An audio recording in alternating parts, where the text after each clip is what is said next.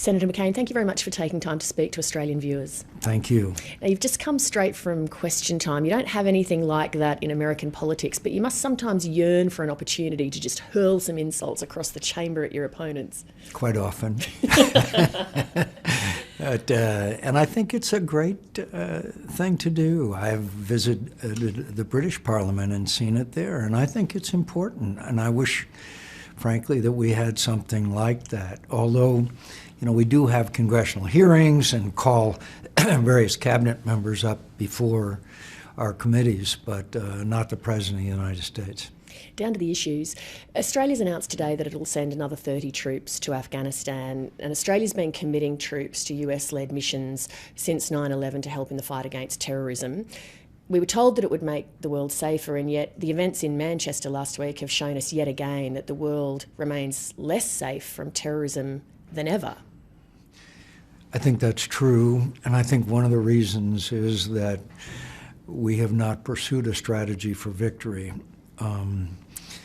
The Obama administration strategy was don't lose, and the fact is that right now the Afghan National Army, known as the ANA, is suffering unsustainable losses, and we withdrew troops at a time when it was going to be harmful to do so. In other words, the President of the United States announced a buildup at a speech at West Point, but at the same time, he announced a withdrawal.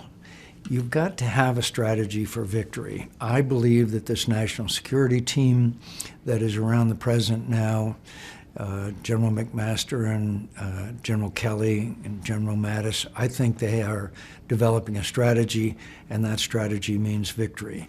But I'd also hasten to add, we could talk this whole program about it, but the big problem of the Haqqani network having sanctuary in Pakistan, a country with nuclear weapons in its inventory, is a huge issue, because as long as the enemy has sanctuary, then it makes it very difficult to defeat him. Also, you and I can talk strategy for an hour, but the reality is, as you know better than anyone, there are young men and women who are at the pointy end of that strategy, putting their lives on the line. And Australia, as an ally, has trusted the US that it's been the right strategy. And as I said before, the world is less safe. All I can say to my Australian friends, I thank them for their service. I thank them for their sacrifice. They've done enormous things for more than 100 years with us. But I must say that I said that the strategy was wrong. I said that we can't win if you give the enemy sanctuary, if you're going to announce that you're withdrawing. And frankly, I'm sorry I was right, but I predicted exactly what was going to happen. Now, I believe we have military leaders like General Mattis and General McMaster that have been bred in this conflict, both Afghanistan and Iraq, for the last 15 years. They know how to win. But you also have a president at the top of the tree that many people, including here in Australia, look at and feel very, very nervous about. I am nervous from time to time. I do believe that the president has great confidence in this national security team. I do believe that most of the time that he accepts their advice and counsel. Can I tell you that he does all the time? No. And yes, does it bother me? Yes, it bothers me. There's also the issue that he said he had confidence in the FBI director, and then the next minute the FBI director's gone. So this team that you have confidence in, how do we know that they're going to even be there? I am sure that the president has confidence in these military leaders. I really do. The whole FBI thing, again, we only have a short period of time, but I don't think there's any doubt that this FBI issue and the whole issue of the Russians and all, it's a scandal of significant proportions, and it's going to be with us for quite a while. I hope we can separate that issue and all of its ramifications from the need for us to win in Mosul, win in Afghanistan, win in Raqqa, and beat back this threat to our nation's national security, which we just saw a manifestation of the problem in Manchester, England. I'll come to some of those other big world issues a little later, but I wanted to stick for now with recent events. President Trump's just wound up 3 days of meetings in Europe, and after he left, the German Chancellor Angela Merkel has said that the US is no longer the reliable partner that her country or Europe have been able to rely on in the past, and that Europe needs to go it alone. Is that not a logical conclusion for her to draw, given President Trump's behaviour and character and public statements? I have taken the practice of not reacting to what the president says, but what the president does. He has repeated now, I'm happy to say, a commitment to NATO. I wish when he argued for an increase in European contributions to NATO that he had also pointed out that we are grateful for Article 5 of the NATO conventions, which argue that an attack on one is attack on all. When we were attacked in the United States of America in 9/11, our allies, invoking Article 5, came to our assistance and fought and expended their most precious national assets, their young people's blood, in defense and as a reaction to an attack on the United States of America. I agree with the president that our NATO allies should spend more. But I also think that it's important to always mention how important it is that these young people from our allies are literally fighting and shedding their blood as a result of an attack on the United States of America. It's perhaps also not just an issue that the Europeans feel a lack of gratitude perhaps or commitment, but they see the US perhaps on policy areas going in a different direction to the way they're tracking. So, for example, the Paris Accord, where all the other European nations want the US to stick to that, and President Trump wouldn't give that commitment. They see President Trump espousing a sort of nationalistic approach rather than a multilateral approach. So there are perhaps several things that are causing the Europeans to feel concerned about relying on the US. I think that the Europeans are legitimately concerned. I'd also point out that Barack Obama made that agreement without an agreement from the Congress of the United States, which then allows this president to revoke it. And so Barack Obama unilaterally made this agreement. That's not the way American government's supposed to function. We have 3 co-equal branches of government. So Barack Obama made a major commitment without consultation with the Congress of the United States. So in one respect, he made that bed, and it has to lie in it. I think the second point is that when I look at the world in 2009, when Barack Obama became president of the United States, and I look at the world today, it's dramatically changed. And what's one of the major reasons for it? Leading from behind. When America abandons its leadership, then bad things happen, and that vacuum is filled by evil influences. There's now 6 million refugees in the world. There's now 420,000 some who have been killed by Russian aircraft and Bashar Assad and the Iranians and the Revolutionary Guard. These are all a result of a failure of American leadership. So I appreciate the Europeans' viewpoint and their repudiation of Donald Trump. But my friends, why don't they say maybe we shouldn't have given Barack Obama the Nobel Peace Prize before he was ever even elected? You point out that America needs to lead from in front, but the flip side of that is that the world has to want and respect American leadership. It isn't the problem for you at the moment that people are reluctant to embrace American leadership under President Trump. I would like to repeat again, I would like for people to look and see what the president does rather than what he says. The United States of America is supposed to lead. We watch the Iranians take American sailors and put them on their knees at gunpoint with their hands clasped behind their necks, and we did nothing. We had a chemical weapons attack where they crossed in what the president had said was a red line. What do you think message that sent throughout the Middle East? You know one of the reasons why President Trump was so warmly received by all of these Middle Eastern countries? Because at least they see some positive leadership. When Barack Obama said that they had crossed the red line with the use of chemical weapons and then didn't do anything about it, America lost credibility. I believe that if you are looking at the standard of what actually happens versus what is said, then I'll be glad to compare Donald Trump to Barack Obama, including the latest. When chemical weapons were used and we saw these dead children, at least we launched cruise missile strikes in retaliation. So, again, I think we've got a strong national security team. I have disagreed with the president on many times and very vocally. But to somehow our European friends think that things were fine over the past 8 years, then they have a very different view of history than I do. Let's talk about some of the other issues of concern around the world. How much of a threat to global security do you consider the Russian President Vladimir Putin? I think he is the premier and most important threat, more so than ISIS. I think ISIS can do terrible things, and I worry a lot about what is happening with the Muslim faith, and I worry about a whole lot of things about it. But it's the Russians who tried to destroy the very fundamental of democracy, and that is to change the outcome of an American election. Now, I have seen no evidence they succeeded, but they tried, and they are still trying. They are still trying to change elections. They just tried to affect the outcome of the French election. So I view Vladimir Putin, who has dismembered Ukraine, a sovereign nation, who is putting pressure on the Baltics. I view the Russians as the far greatest challenges that we have.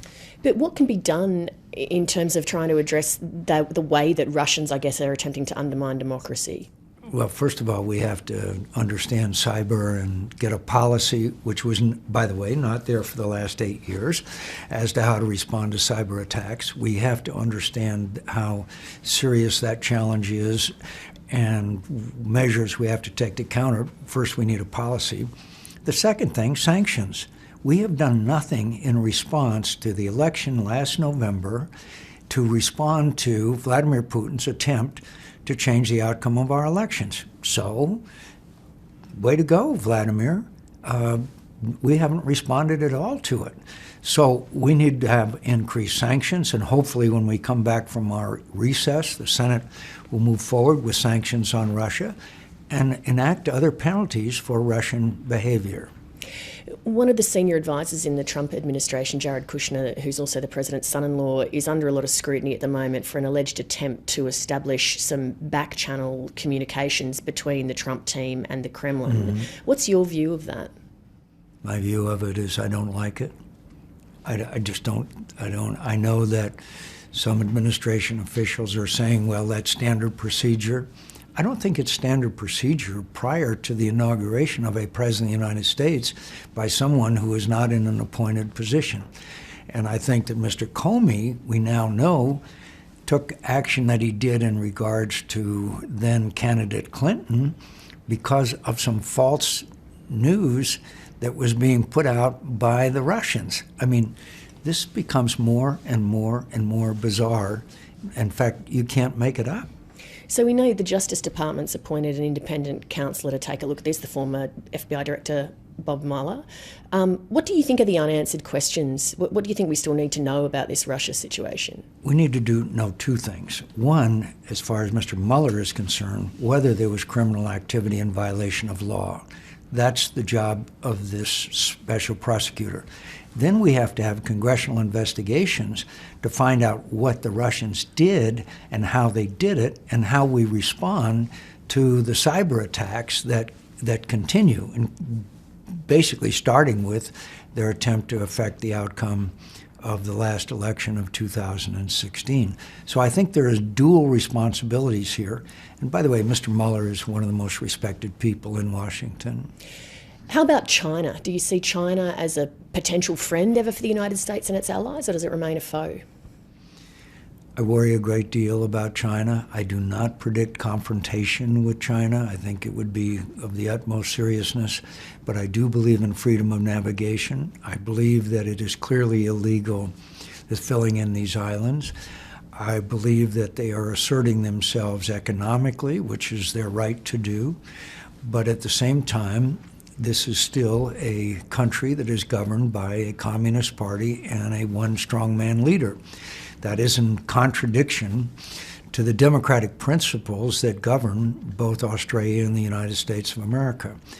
And so I think that China must understand that we will adhere to certain principles which we have for over 200 years, and that is freedom of navigation.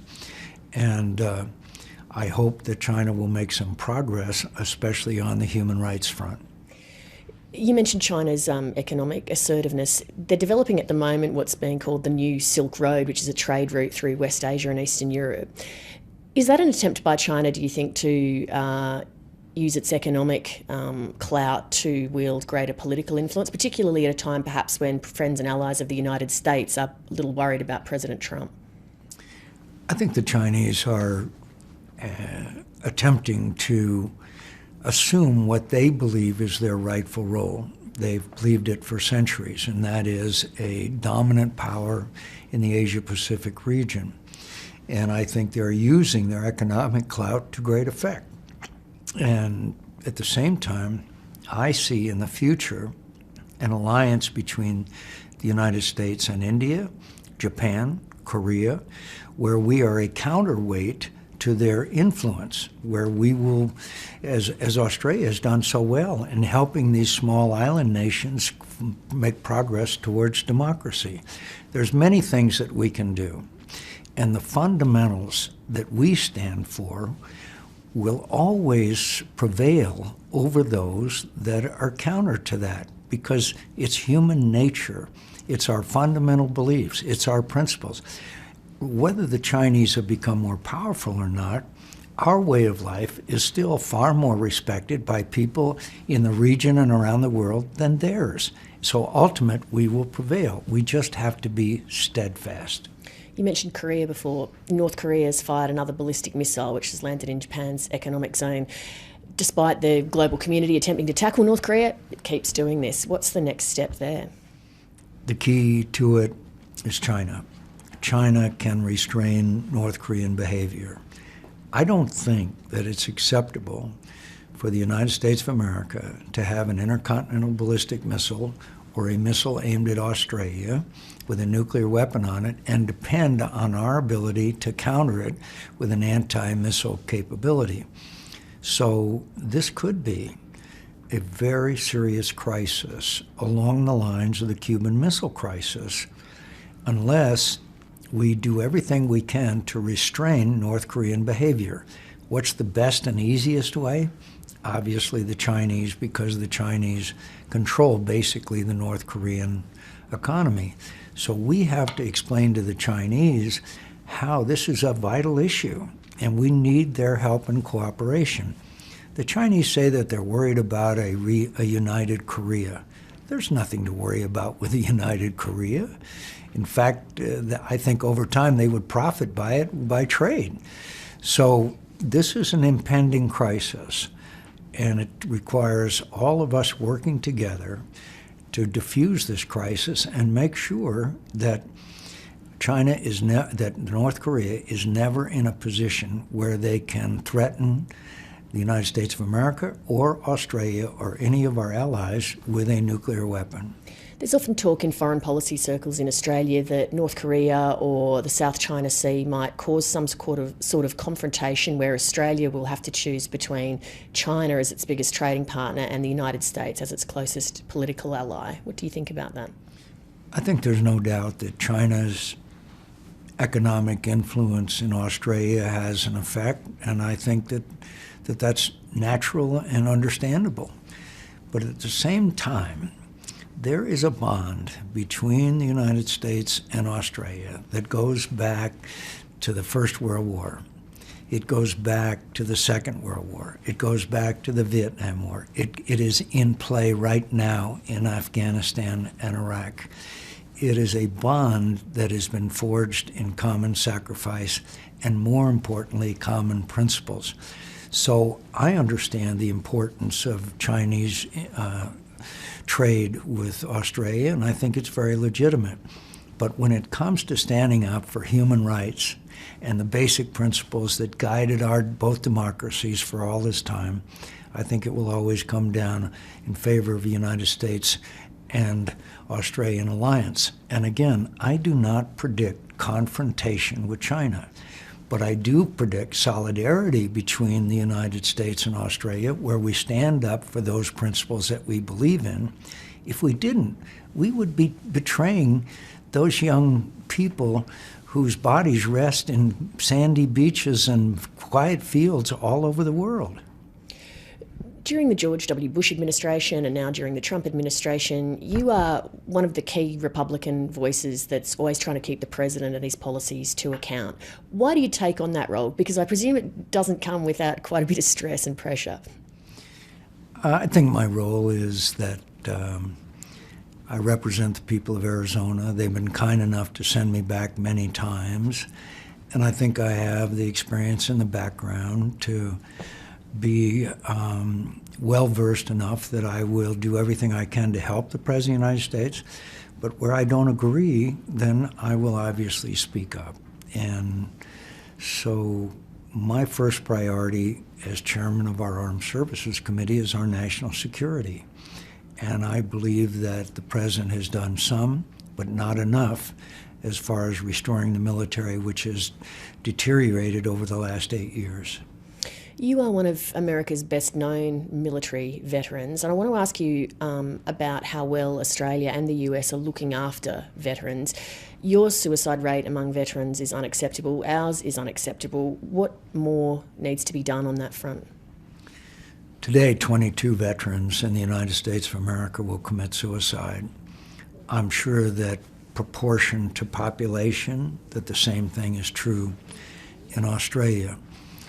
There's two common causes of suicide rate. One is homelessness, the other is joblessness. And a third one is honoring our veterans. Our Vietnam veterans, both Australian and American, had very high suicide rates and high PTSD. That's because they were not welcomed home.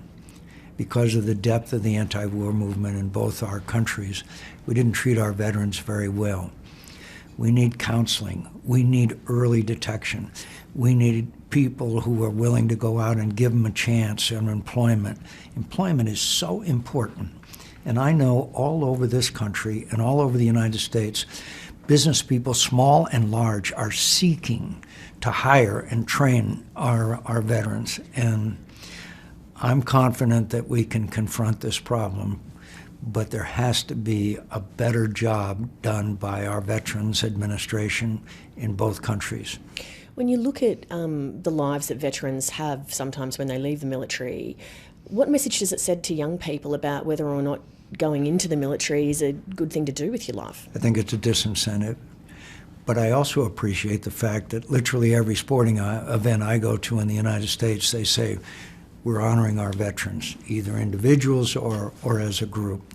I think our veterans are honored to a great degree, and frankly, it's far different from the veteran generation that I was part of. So it's really so important for us to make sure that some come back with problems, and we have to understand those problems. I've been very fortunate. I've never had a bad dream or a flashback or anything else. But there are those, especially those who came in as young people, very young, that we have to help them, we have to understand them, and most of all, we have to love them. You were a prisoner of war in Vietnam for 5 years, as you just alluded to, much of that time spent in solitary confinement. How do you think that experience has shaped your life and influenced your character? Oh, I think in very profound ways. As I've often said, I fell in love with my country when I was deprived of her company. Those that I know best and love most are still these old guys that I spent time with, tapping on the walls to communicate with each other. I'm really the most fortunate person you will ever interview. After what I've experienced in my life and the rewards that I have received is far beyond. Listen, I'm a guy that barely graduated from the Naval Academy, and look, it shows in America anything is possible. What was it about, you said being deprived of your country caused you to fall in love with it. What were the things that you fell in love with? Our freedom of expression, our opportunities, our ability to take people from foreign countries from all over the world and make them part of this great experiment, a dedication to the freedoms that we take so much for granted, that are so non-existent in most parts of the world, and basically the character of America, which is epitomized by that lady that holds a lamp beside the golden door. Is it still the same country that you fell in love with there? Oh, yeah. Oh, yeah. In fact, I think it's a better country. I think we've made a lot of progress on racial issues. I think we've made a lot of progress in a lot of areas. I also know we have a long, long way to go. It's still a very imperfect experiment, but I'm very proud of my country overall with all of our shortcomings. And I know we're coming near the end of our interview, but I just want to say again, I believe there's a special relationship between the United States and Australia. Australia is basically, except for your indigenous natives, as we have Native Americans, a country that everybody came from somewhere else, and yet it's been a great success and a great experiment in democracy. But the fact that Americans and Australians have fought side by side and made so many sacrifices for so long makes it one of the most unique relationships in the world. The only other one I would compare it to probably is the British. Senator Mchain, great honour to meet you. Thank you so much. Thank you.